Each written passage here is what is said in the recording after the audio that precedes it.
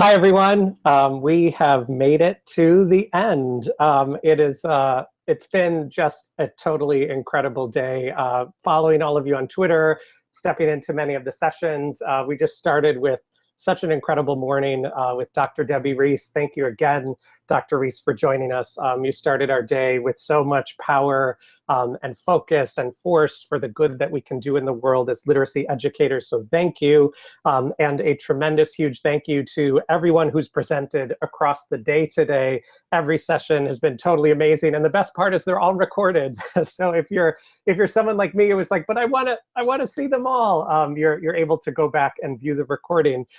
Right now on our website, if you click over to the Invite Your EduFriends link, now it will send out the link to today's recording for all of your Edu friends so they can find it here as well. Also, just to mention, on the top of the Gathering website, we have a Padlet.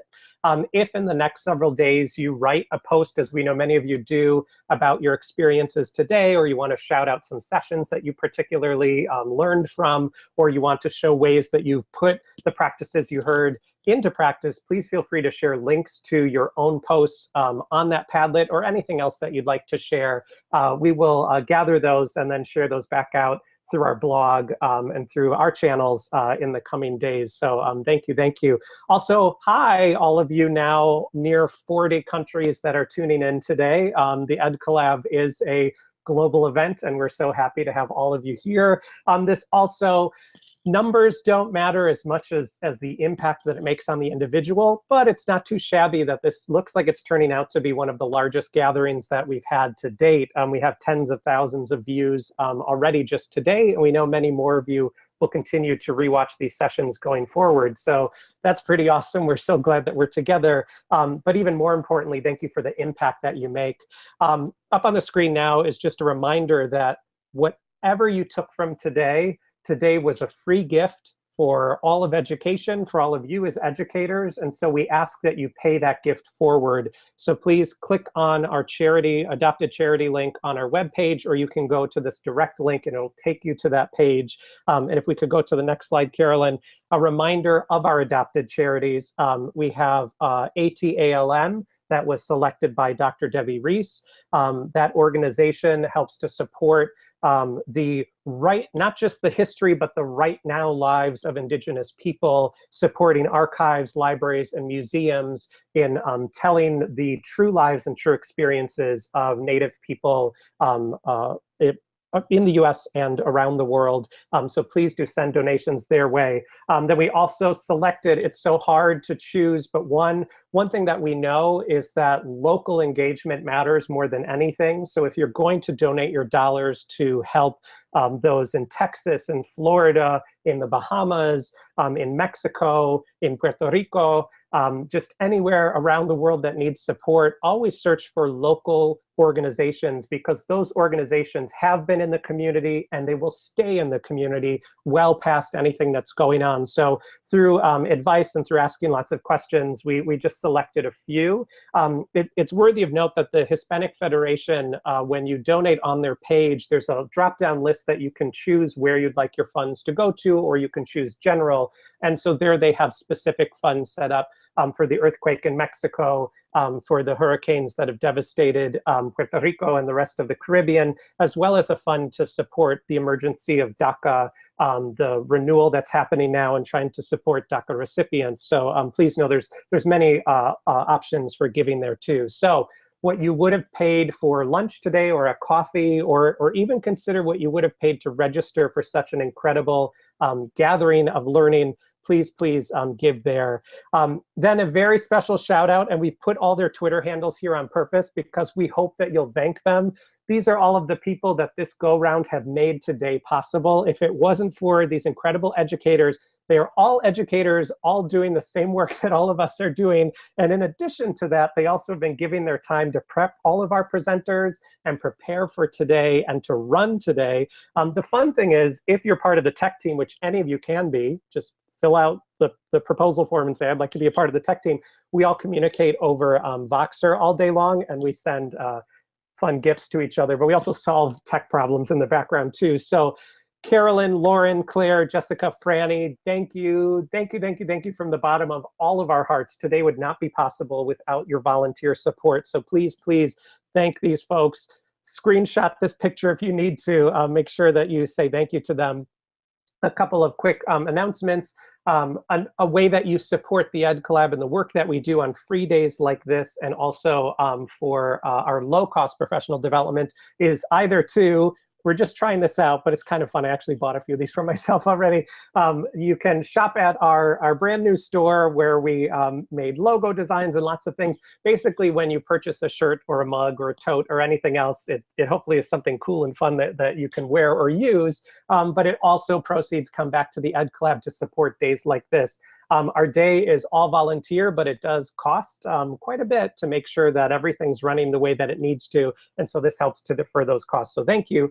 Or even better, you also can join us for some of our online learning across the year. If you missed my pre-recorded session, you can watch it at any time where I describe in depth what it means to join a virtual think tank cohort, or to purchase a very inexpensive, they start at $29 seat for a study series, and the study series web sessions you can share with everyone at your school all year long. So going through on a few announcements. Drum roll. So we've already announced that our next gathering is April 21st. Now we're happy to announce who our opening keynotes are. So our opening co-keynote is Ellen Keene and Dr. Nell Duke. We are so honored and excited to have them join us on Saturday, April 21st. They will be our morning kickoff to the day. They need no introduction, but you know them from all of their work, I'm sure. We especially have all of us have loved, and I know you have as well, their This Not That series of books through Heinemann that have taken up challenges in education, and through practitioners and researchers in really thin volumes have suggested ways that you can do better. As Dr. Debbie Reese reminded us this morning, many times we aren't aware of what isn't working or what's hurting people or what's not helpful to children. Part of our work is just becoming more aware and listening and learning more. And the more we know, the better we do. And that's what their series has helped. So please come back on April 21st. And we also would love for you to join us too. Proposals are open right now. If you go on the top of our page, our gathering page, just click, I think it's Present With Us. There you'll be taken to the proposal system, and we would love to have you join. I just have to say one thing that I love so much about the gathering is how many of you across today were tweeting, I've never heard this person speak before, and now we're best friends. Like, there were several of you that were like, I found my soulmate. The gathering is a great way to share your work with the world. As you saw today, we love when students can join us, colleagues can join us, you can present yourselves. All of the proposals for our, oh, this says fall 2018. I'm sorry, that should say spring 2018. So for our April gathering are open until December 15th. So you have until then, but don't forget. All right, so now I'd like to introduce to you our closing session, which we are so honored to have. So Teaching Tolerance, the mission of Teaching Tolerance is to reduce prejudice, improve intergroup relations, and support equitable school experiences for our nation's children. We believe that schools must educate all students for full participation in a diverse democracy. Teaching Tolerance, if you are anywhere on social media, you've likely seen them, you likely follow their work. If not, it's an organization you want to follow. They're a project of the Southern Poverty Law Center. They do incredible work in supporting teachers and advocates in helping all kids have a voice in classrooms, and all adults as well too. We're so delighted to be joined from Teaching Tolerance and from their advisory board, two members. Lisa Almashi is a 25-year veteran teacher and trainer in Palm Beach County. She's currently the Cultural Competency Program Planner for the School District of Palm Beach, and we're so happy to have Lisa here. And Dr. Ambastrong Makayo is an associate specialist at the University of Hawaii College of Education, and we are so lucky to have you both here too. So they will present and share resources from Teaching Tolerance, tell you some of their own work, which, by the way, oh, I don't know if we posted it, we're going to find some of their videos that are produced by Teaching Tolerance of their work that are just absolutely gorgeous, and their work with students. I'm gushing a little bit, and I'll stop gushing so you can start. But it's really beautiful to watch them work in their classrooms. So we'll find links and make sure we pass those out. Also, at the end of their session, we will take some questions. So if there's any questions that you have about the work that you do, about the work of Teaching Tolerance, at any point during the session, please use hashtag the EdCollab Gathering. I'll keep track of those, and then if there are some at the end, I'll post those. So without further ado, welcome Amber and Lisa. Aloha, thanks for having us.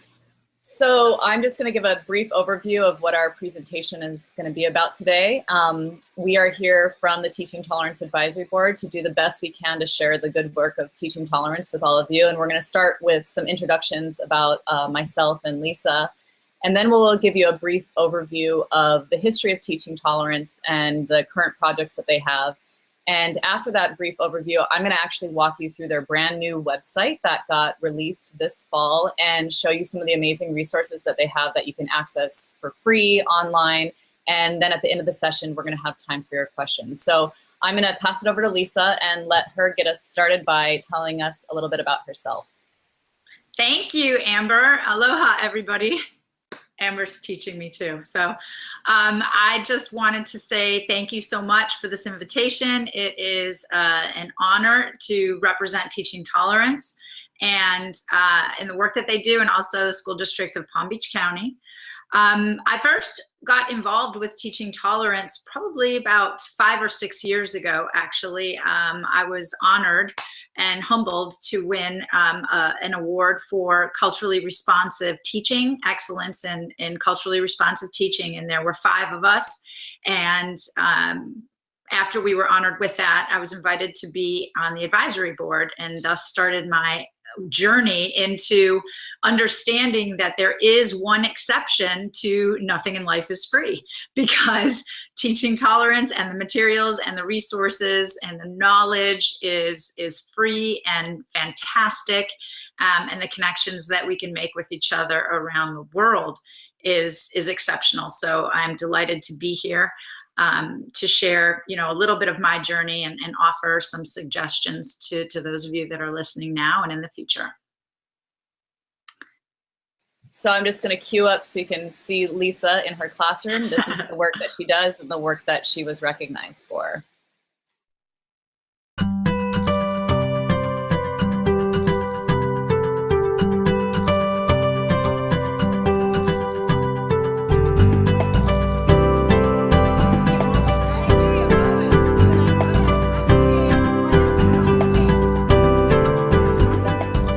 My name is Lisa Almashi, and I was born in Michigan. My mom's from Venezuela, and my dad was from Hungary. I am the varsity diving coach here at Park Vista, and I am one of the boys' varsity soccer coaches here. It's a community high school. We are one of the largest high schools in the state of Florida. I love coaching. You really get to see a different side to the students. The diving is a team sport, but your individual role is vital in it. And when I talk about differentiating instruction, well, you have to do that with diving. It's always that reminder in my classroom that yes, I have a class, but I have a class of individual students, and each of those students deserves my attention. My students come from other countries. They're called ELL, which is English Language Learner. I went to Venezuela when I was in 1st grade, did not know any Spanish. I was not noticed the entire first day by the teacher. I sat there, the bell rang, and off I went. So that was my first experience as a Spanish language learner. I have these students coming in, and they might not be used to a constitutional democracy. I have Cuban students, and so how can I relate that to begin with? Secondly, the curriculum begins at the Civil War. Well, what I do in my classes, instead of rules, I like doing social contracts. This is where you're gonna live. This is the place that I want you to feel comfortable. So with that class, I said, all right, we're gonna do a constitution. This is not about, oh, I'm gonna vote and that this is a democracy, because it's not yet. We have to agree, it can't be lopsided. They got to food in the class. Some were adamant about, you can't eat, this is your education, you'll mess up the classroom. Others were like, we're hungry, we should be able to eat and feel comfortable. So we said, right, we're not gonna keep it in here. We'll have to deal with it later. So just like some of the causes of the Civil War, what is our opportunity cost going to be with this? It's more important to create this nation. And that way I could have them relate a little bit to the idea of how the Constitution came to be with the Founding Fathers. I could have them relate it to some of the rules that, you know, they could live by. And then I could also jump to the causes of the Civil War. But more importantly, it established that real world connection. I did a lesson on the Crucible. We started with Puritanism, and I developed this cooperative learning game which encompasses everybody's individual learning styles, where they're at with their literacy and their oral proficiency. And why? Each person in the group has to have a role. It really fosters teamwork, and then you can get into the questions of why. You get into the inference, you can synthesize, and everybody feels comfortable, and it's okay to make a mistake in this kind of an atmosphere. I went through high school thinking, I don't like school. I started failing all my classes. I had an English teacher 1 year. And one day after class, you know, she said, "Where are you from? You know, you look a little bit different than the other kids." And I said, "Well, you know, my family's from Venezuela." And she said, "Tell me a little bit about it." This conversation took about 3 minutes. And she said, "I tell you what, let me go ahead and have you look up Simón Bolívar. Just look him up, do a report for me."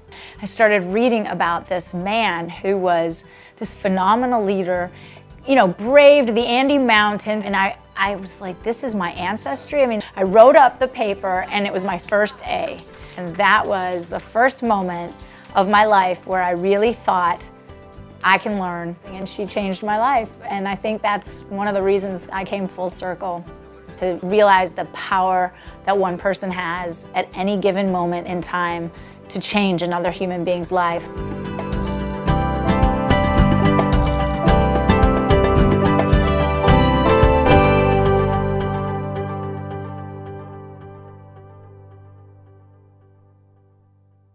And now I'm going to introduce myself, and I've been so fortunate to get to know Lisa over the years and work with her at Teaching Tolerance. My experience with Teaching Tolerance is I was a social studies teacher in the Hawaii State Department of Education, and at the time, about 10 years ago, I was working on my PhD, and I had a professor that said, "Hey, Teaching Tolerance is starting this new award for culturally responsive teaching. I really think that you should apply." And I clicked on the application and started reading through all of the questions. And I remember thinking to myself, wow, these questions actually get at the heart of what I'm aiming to do as an educator. And I couldn't believe that there was a national award that recognized teachers who are making these types of commitments. And that's when I applied and I ended up winning. And what is Teaching Tolerance has meant for me is it's just helped me build relationships with amazing educators from all over the world. And it's really important for me out in the middle of the Pacific Ocean and not always feeling like I can be connected to others. And Teaching Tolerance has helped to connect me with a larger network of people who are like-minded and are all working towards the same goal together. And I think that's what they do with all of their resources and the opportunities that they provide for teachers is they're building this network, and we're working together to say that social justice and multicultural education and culturally responsive teaching shouldn't be just one aspect of education, but it should be a part of mainstream education and everybody's experience. And that's a lot of what Teaching Tolerance has meant to me and why I'm so excited to be able to share it with you. So before we jump into our presentation, I'm going to share my video as well.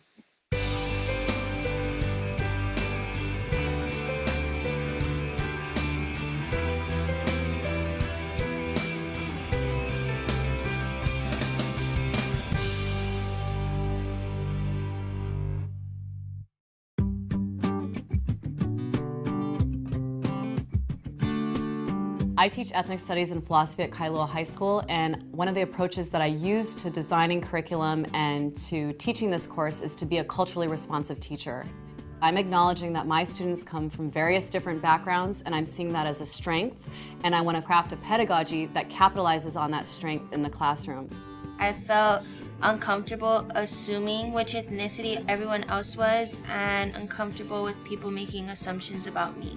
Do you feel uncomfortable when you walk around in the hall every day at school and make assumptions about people, or do you think that this was uncomfortable because maybe you were going to have to share it in this class? I thought I was gonna have to share it, so I was getting kind of nervous. When you actually become accountable for your assumptions, that's what makes you nervous. And we're using the tools of critical thinking so that they're working on their thinking skills while they're negotiating this academic discourse related to who am I, do I belong, how do I relate to other people. There's different levels of being local. And so I have a question then. If there's different levels of being local, do you think there's different levels of respect that local people give to other people? It gets them to look at assumptions and to start breaking down their prejudices. And these critical thinking tools can transfer across any discipline in any content area. And one of the critical parts of our discussions is that they have to be done in an intellectually safe environment so that students feel comfortable sharing what they really think about things and using specific examples from their life. Second grade, I remember like we were living on the streets. It's something very personal, something very deep that I always had to hide from everybody because I didn't feel like I would be accepted. Like I can share it now because I feel like we came together as a family. The teaching strategies I don't think are unique to me as a person. I think that these are things that teachers across the globe can be using in their classrooms, and I'm seeing that there's a direct relationship between the social emotional aspects of who we are and the cognitive development that we experience. You can use what you learn about other people's opinions and what you learn about yourself from those people's opinions, and you can apply that in the future.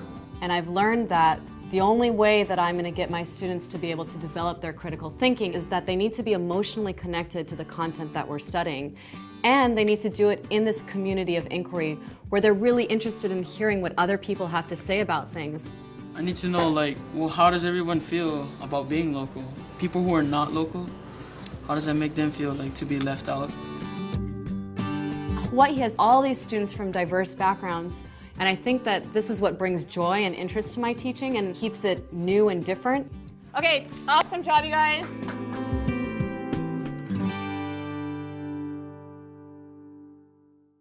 It's an introduction to Lisa and I, and now I'm going to pass it over to Lisa to give you an overview of teaching tolerance. All right, thanks, Amber. Boy, we haven't seen those videos in a long time. We have a lot less gray hair in about 5 years, so. Exactly. All right, we're gonna go ahead and take you through a quick slide presentation just to get an overview of teaching tolerance, and also to remind you of the hashtag if you have any questions for later on. And that's the hashtag, the EdCollab Gathering. We've been using it all day, been amazing sessions. And then under that, I did put my Twitter handle, not creative, it is my first and last name, okay? Lisa with an H. So on the next slide, and I know Chris talked about the mission, and that to be a little bit more specific, besides just helping us educate, schools and teachers educate, to be active participants in a diverse democracy. Teaching tolerance started in 1991 as a result of 20 years after the Southern Poverty Law Center was founded, which was 1971, realizing that combating hate and trying to react to it is still necessary, but the founders realized that at the other end, let's try to prevent it. And how do we prevent it? That's through education. So 1991, Teaching Tolerance was founded, and it is teaching facing classrooms, professional development resources, and at the heart of it, it is supporting anti-bias, multicultural, and social justice education. The vision is the basic premise and belief that a diverse democracy requires key competencies and that can and must be taught in our schools, and they have to be nurtured in our schools. And the value of so many of the presentations today reiterated that fact, and that our schools, if in fact that happens, create and educate generations of young people who actually thrive in a diverse society without marginalizing. The key objectives are really, and again, presentations have echoed this, but this is really essential. We have to have our students and people and adults, quite frankly, having a positive sense of their own social identity. Even one of the presentations talked about how do we form that identity, and Amber will get into that a little bit later. Another objective and premise is that we have to respect each other and have a sense of empathy and the ability to recognize other points of view. Now, nobody really argues the fact that respect is necessary, and we all understand respect. The key is, what does our understanding translate? So what respect means to me might be vastly different than what respect means to somebody else. And so the resources in Teaching Tolerance help us make that more tangible so that we can create social constructs around it and recognize and think critically about the injustices. And then, of course, having skills and dispositions. Now, some of you may be thinking teaching tolerance. Well, wait a minute, tolerance, I don't like that word. And there's kind of a go back and forth all the time. But this next slide that Amber has up is really the definition of what tolerance is. And it goes back from UNESCO in 1995. Now, remember, Teaching Tolerance was founded in 91. And at that time, tolerance was all about respect and acceptance, harmony in difference. Right? It's not just a moral duty, but it's political and it's a legal requirement. It is something that we all have to try to attain. And so because of that, Teaching Tolerance has maintained, that definition of tolerance so we don't have to go into huge debates over that. In the next slide, we look at the Southern Poverty Law Center, which I talked about, founded in 1971, and how they're really dedicated to fighting hate and bigotry, and fighting for the most vulnerable members of our societies. And we can fill in the blank, right? It's it changes, it alters, but nonetheless, how they do it is through litigation, and then of course education and advocacy, but in particular with the Teaching Tolerance arm of the Southern Poverty Law Center, always working toward true social and equal justice and opportunity. And that's really the difference between equity and equality.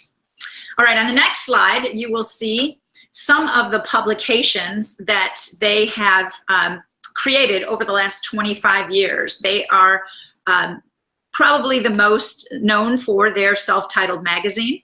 It's published 3 times a year. They are the leading provider of all the anti-bias educational materials with research, and they deliver over under 2,000 words because we understand that teachers are busy. And not all of us can just sit down and read books. So they are tangible, sometimes bite-sized, very real information for all of us. And all of these are also online now and archived. So you don't have to worry about having missed any of the publications. Now on the next slide, again, accentuating that yes, there are some things that are free in the world. These are films. They have actually won Oscars for their films, real Oscars. They're all free, and once you register, you can request them. They'll be sent to you. They're all under an hour. They come with lesson plans. And just want to note that right now the Legacy of Rosa Parks is currently out of stock, but if you go online, they're unbelievable. And so this is one of the resources that we'd like to accentuate because, right now we're in Hispanic Heritage Month, but, I'm Hispanic 12 months a year. So these are resources that we can use, outside of these celebratory months to really understand and promote social justice. Next slide shows that we have over 400 free online lesson plans. That's pre-K through 12. Amber's going to take you through it in a little bit, but we can search it by topic, by grade level. I am not the most technological person. That is not a strength that I accentuate, and I can navigate that even at first sight very, very easily. And so you'll be able to as well. And Amber will also show you how now a lot of these lesson plans are public, and if you can create your own learning plan, you can make that public as well. Teaching Tolerance also has special projects. On the next slide, they partner with renowned authors and researchers and experts in their field. This is a slide that shows the new Jim Crow.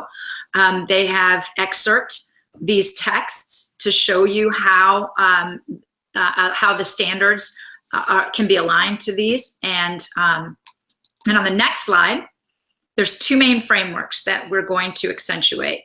And that is the creation of the resources and the PD that is offered. And now, I mean, there are webinars there. It's one of the things where it's like that bag that just never ends. You can't continue to keep picking out. It's just never empty because the people are working so diligently to just continue to add on to the PD that's offered and the lesson plans. And so those are really the critical practices and the social justice standards. That's really the twofold process that's involved in the website. All right, next slide. We have the publications and certain special issues that come out depending on, I mean, some are proactive, some are reactive, some are supporting their legal work, and some are best practices. For example, we recently came out with ELL students and their families and best practices of how to work with that. Our LGBT students or Injustice on Our Plates, supporting legal work that's happening and political work. And we do have one coming, an updated LGBT best practices guide. These are from teachers in the field, experts, researchers, and we also have, you know, blog posts and things where people can also get involved. So it's really a circular website with circular possibilities for people to get involved. All right, next we have our initiative. This is an initiative. I know if you're starting to get overwhelmed though, once we go through the website, it's all right there. You don't have to really learn it all right now. I'm still discovering things myself after so many years. But we have Teaching the Movement Initiative. This dates back to 2011 from the first report, where we're looking at the model standards, and it continues to be updated. The second report came out in 2014 with our March Continues with 5 essential practices, and also understanding the civil rights and how it is done, and how that it's not just an appendix within our classes, and how we can embed the civil rights, you know, within what we're already doing. All right, next slide.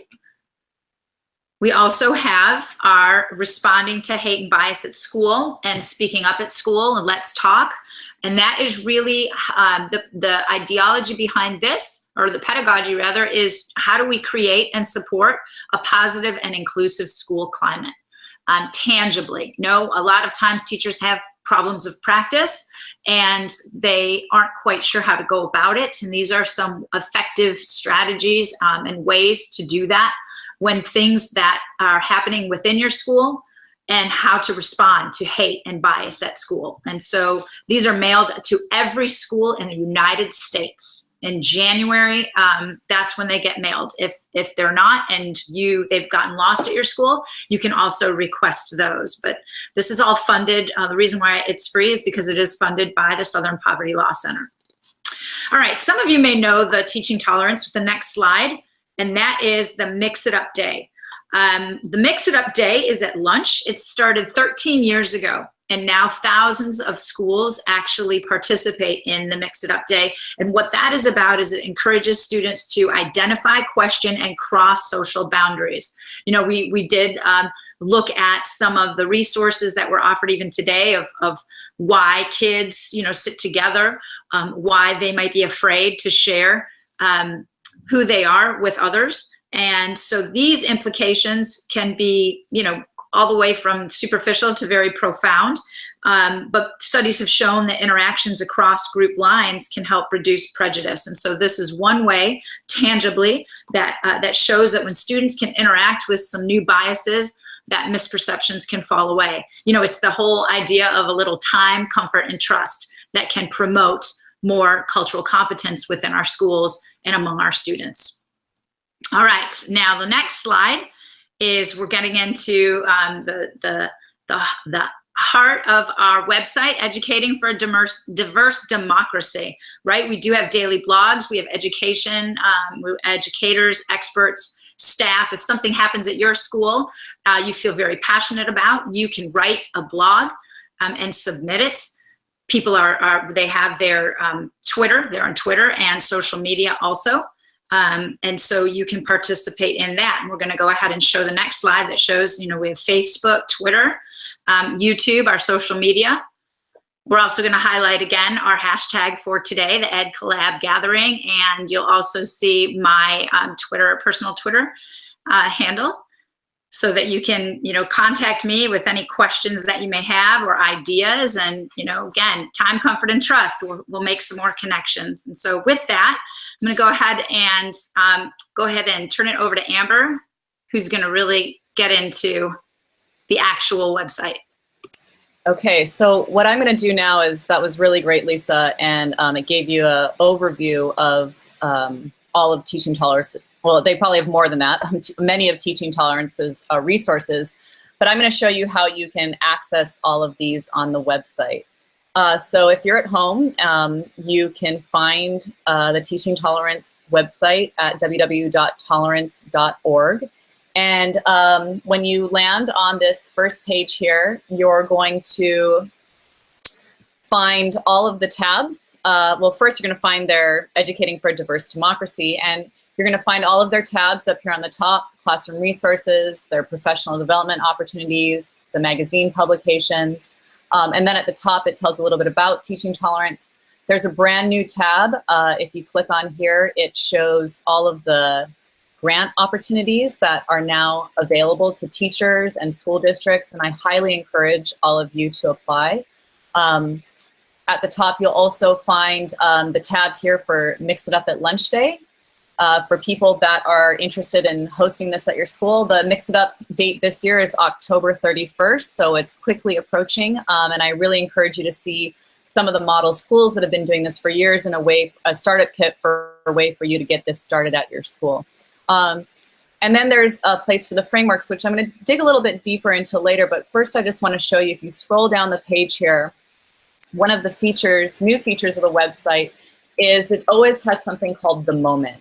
And what this focuses on is a current event or something that's critical that's happening in the world right now. And The Moment right now on Teaching Tolerance is featuring their magazine that just came out, the brand new magazine.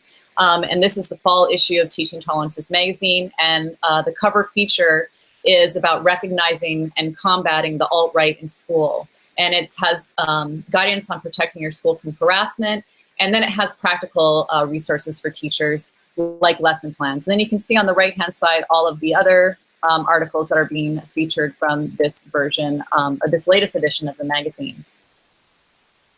And then if you scroll down to the very bottom of the page here, this website is a great curriculum resource because you can now search by topic: ability, bullying and bias, class, gender and sexual identity, immigration, race and ethnicity, religion, rights and activism, and you can find all of their resources that are grouped by these particular areas if these are things that you're thinking about featuring through the curriculum in your particular classroom, or maybe it's an area that your school wants to work on. So what I wanted to do is to kind of focus on some of these curricular resources, and I wanted to start by taking you to the frameworks. Lisa showed you that major frameworks that Teaching Tolerance that has developed that help teachers have a starting point for the curriculum that they want to develop related to social justice, multiculturalism, and culturally responsive teaching. And they are the Social Justice Standards and Critical Practices for Anti-Bias Education. And I just wanted to take you to the Social Justice Standards because these are really unique. They're the first of their kind. We have standards for science, for English language arts, social studies. We had standards for social justice. In addition to them, just being teaching standards, I think one of the really cool things they do is they help to educators define what do we mean by social justice. This is one of those words that's thrown around a lot, and people have different perceptions of what this means. And I think what this framework does is it gives schools and educators a starting point so they can have a common language of what they mean by social justice in their school. And I just want to highlight that it's organized around 4 anchors. Then beneath all of these are a set of indicators. And these 4 anchors are based off of Louise Derman Sparks' ideas about anti-bias education. And the idea is that when we're working on anti-bias education, students and teachers travel through these 4 domains. And it starts with identity, getting to know who we are, and the multiple facets that make us up as individuals. And then we move into diversity. And this is after we have this strong sense of who we are, that we're able to connect and express comfort with people that are similar and different from ourselves, and build empathy and respect, and examine the social and cultural and historical places that all of these identities have been built around.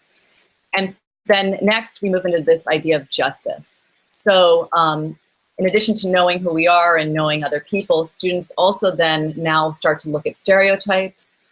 They start to look at this idea of unfairness on the individual level versus the institutional or systemic level, ways to identify power and privilege. And then they look at histories of when social justice has been fought for around the world. And the final phase then is going into action. And it starts with empathy.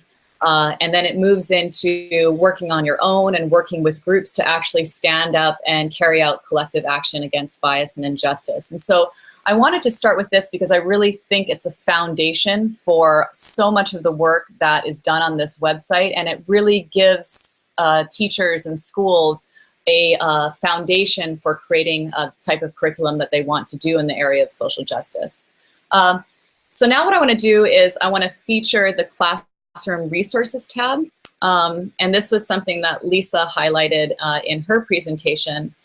And the first thing are the lesson plans. So Teaching Tolerance has hundreds and hundreds of lesson plans that are aiming to do all this work that they do. And you can search for them by, you can see over here, by grade level, by topics. You can look at the different domains from the social justice standards, and you can even look now by content areas that we're all responsible for teaching. And they will have lesson plans that they feature on their site, and then the ones that you can search. And you can also see that there's an area right over here where you can bookmark, and that's what I'm going to come to in a little bit, is that you can actually create your own locker here on this website where you can store your own lesson plans, and you can create and bookmark all of the things that you are interested in designing. So this is where some of those lesson plans are. And then in addition to lesson plans, there are learning plans. And these are larger unit plans that have been designed with teaching tolerance materials. And again, you can search by grade level, topic, social justice standards, and by subject. And in these learning plans, they're fantastic because they're designed around large questions. And then what they do is they take students through a really pedagogically sound practice of working on word work, vocabulary, and for analyzing texts, community of inquiry strategies, strategies for students to write, and then again, all of these unit plans in with students taking informed action. The perspective texts is another incredible feature of the Teaching Tolerance website. These are a curated set of texts. I think it's reaching somewhere around 4,000 texts right now. I'm not quite sure, but for me as a social studies teacher, I was constantly, I'd get an idea based on the standards and who my students were of something I wanted to teach, and then I'd have to go find resources, and it was really challenging to often find curated primary sources for my students, and that's what we've got here on this portion of the website. So again, you can search by grade level, by topic, by text type. There are informational texts, literature, multimedia, and visual texts. And again, you can search by the social justice domains and then by subject area. For each text here, let's see if I can get down here. Why am I having a hard time? Here's an example of one. They have, this is a multimedia text. They'll have the video, and then they'll actually have a transcription. And then you can see on the left here, they'll tell you the type it could be taught with. They'll align it to the social justice standards. They'll break down the text complexity of Tier 1 and Tier 2, Tier 3 terminology. And it's just fantastic. So I really encourage everybody to look at this excellent text bank. Then within this, there are ideas for teachers of, well, how do you then teach these texts? And this is broken up into two areas. The first are student tasks. So these would be the culminating activities at the end of units. So they have examples of strategies that students can use, and then do something strategies, which are that informed action. So these are those culminating activities at the end of the unit plan. And then they also have teaching strategies, which are all of the strategies that we use to scaffold and get students prepared to engage in those culminating activities. So those are based around, for the younger grades, exploring text through read-alouds and responding to read-aloud text. So this is K through 2. And then grades 3 through 12, there's word work, which are vocabulary strategies. Reading, these are strategies for how to have students analyze text, and community of inquiry strategies for how do you engage classrooms in meaningful dialogue and discussion around the text that they read. Also in this classroom resources are all of the film kits that Lisa talked about. End with on the website here, because I see that we're nearing the end of our session, is I want to just feature this last part, which is called Build a Learning Plan. So you can not only just download these texts individually or these teaching strategies individually, but you can actually build a learning plan on the website. This is called the Learning Plan Builder. Again, it's grounded in those social justice standards. There is a short video as a tutorial, but it looks like. And you will have to create a login and a passcode. We're in here on my password here. Again, everything is free. They're not trying to sell you anything, so you won't get any crazy emails or anything like that. But you create your locker, and then here you can work on your learning plan. Again, you start with your grade level. You pick your social justice domain. You can either write in your essential question, or they have actual essential questions that you can select from. Then you can go on the site and pick the sources that you want to use for your learning plan. And then you can start to build this unit plan where you'll pick your writing activity, your do something activity, and then go in backwards plan and pick what's going to be the vocabulary word work, what's going to be the close and critical reading of the text, and what's going to be the community inquiry strategy.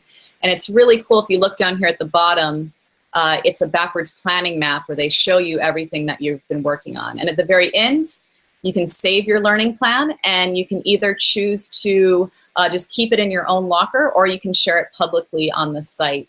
And I just want to re-emphasize just what a fantastic resource this is. So this was a really quick overview of the Teaching Tolerance website. It just begins to scratch beneath the surface of all the things that are available here. What we want to do now, I think, is at the very end of this presentation is just open it up for a couple of questions.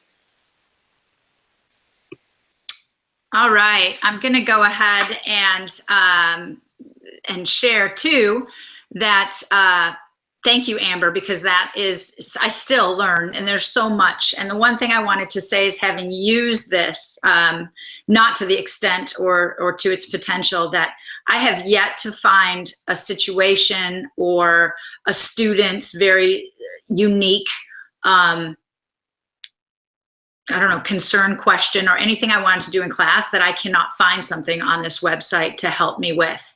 And I think that for so many years, every time I speak, not just for Teaching Tolerance, but just in any PD I've ever done, I ask people a lot of times, who is your favorite teacher? You know, I think anyone, no matter where you are, they all have that favorite teacher that they've come into contact with. By and large, a lot of people don't remember the content that favorite teacher, you know, actually taught them. Some do, I'm not discounting that, but what they did was they inspired them and they motivated them, or they made them visible. They validated their humanity. It's that social emotional learning. And that is absolutely powerful. It can't be overstated, the importance of that. However, on a large scale, I think that it's time that we have to do more, and we have to help academically, and we have to go beyond just finding a great activity that we think is creative and share it. And that is, to me, the very the inherent value within the Teaching Tolerance website, because it already has the work already done for us. Amber shared, you know, it is aligned, the texts are there, the variety is there, the choice is there, and you can make it uniquely your own. And so we have to take that social emotional learning and then add to that, you know, the academics, the content, so that we can be well-rounded teachers. And that's the difference between, you know, getting motivated and sustaining that motivation, because that's what's critical. And that is where we need to go, you know, as an educating community, if you will, at large. So we were talking in the chat, so you all know. I want to just pose at the end here one question to both of you, but first I just want to respond that Lisa, earlier you had said, you know, we're in the middle of Hispanic Heritage Month, but I'm Hispanic 12 months out of the year. And I mean, I was tweeting that, writing it down, because exactly what you're saying, that it can't be an activity we do once, or a social justice, something or other unit we do one time. All of our children are children from all diverse backgrounds, and our white majority children all need to continue to dig into this work if we're going to make any meaningful change. So I wanted to pose a question to both of you, and you both could answer, or one of you could answer. So much of us love the work of Teaching Tolerance. There's some in our community that are newer to it, and thank you for all that you're sharing. I'm curious for your own really powerful work, and thank you for sharing those videos. I didn't know you were going to do that, but we'll share the links again to them too.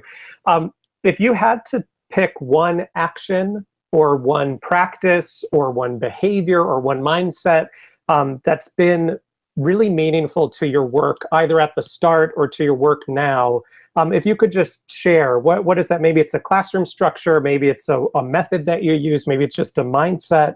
I'd love to hear one that has been particularly meaningful to you at some point in the work that you do. Do you want me to go, Lisa? Yeah. I just want to share that I think one of the strengths of Teaching Tolerance is that it gives us structures. And what I'm really interested in now is, especially here in Hawaii, I think we've overcome many of the challenges of learning about identity and diversity just by the very nature of our population. And what we're really grappling with is how do we systemically change a lot of institutionalized racism that exists, and the things that are harder to see.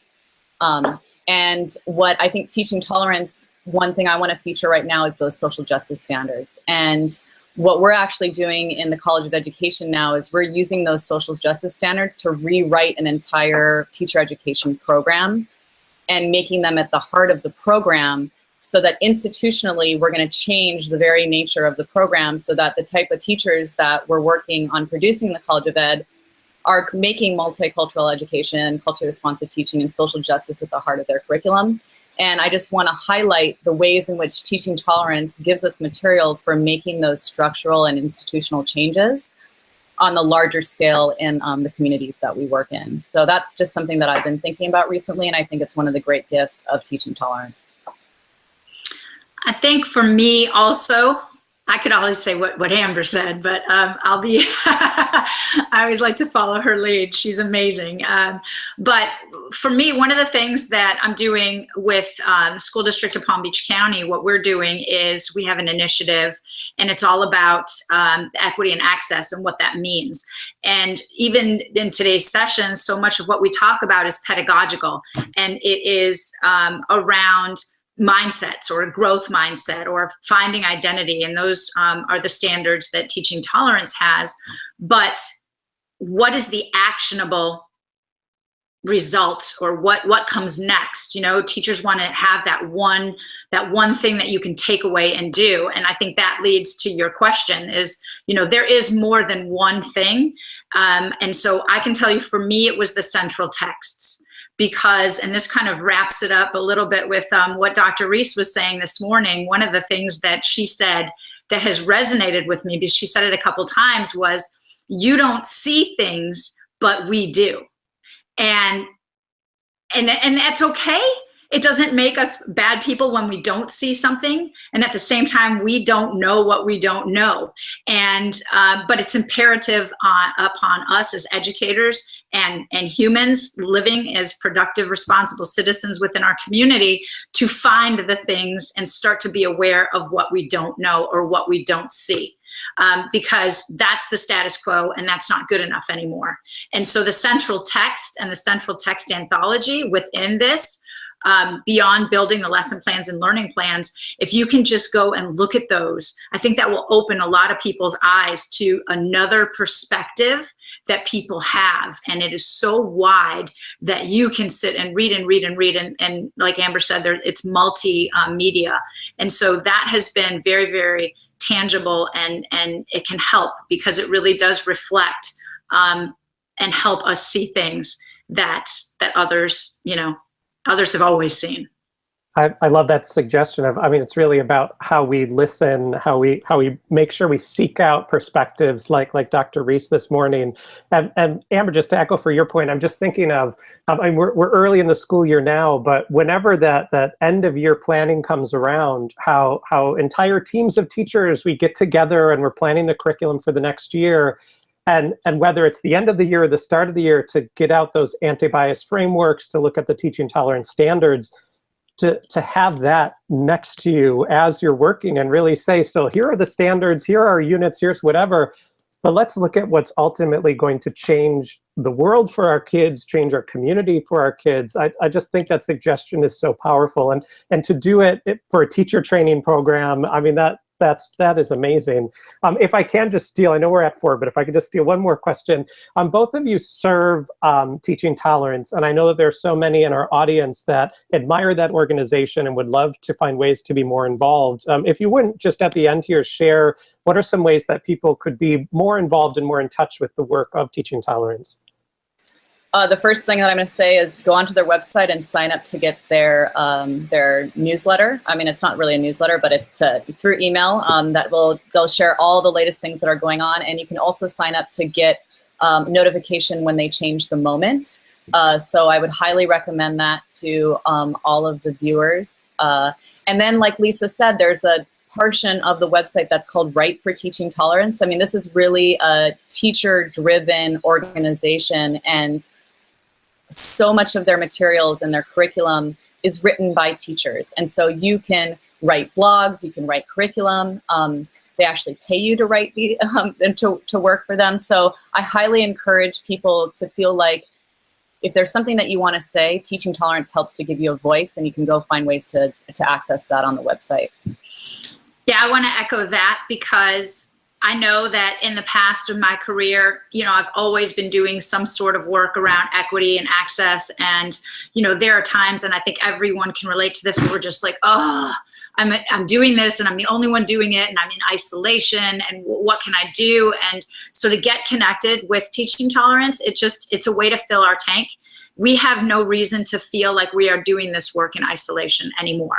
And actually, forces that want to be divisive are going to accentuate that and help us push us toward being marginalized continually or feeling in isolation. And there are places like This Day, for example, filled my tank up, but this is a website 24/7. And the people that work there, they're like superhuman because they really will connect with you. They get back with you. They want more involvement. It's not a one-sided thing. And we don't have to work in isolation at all.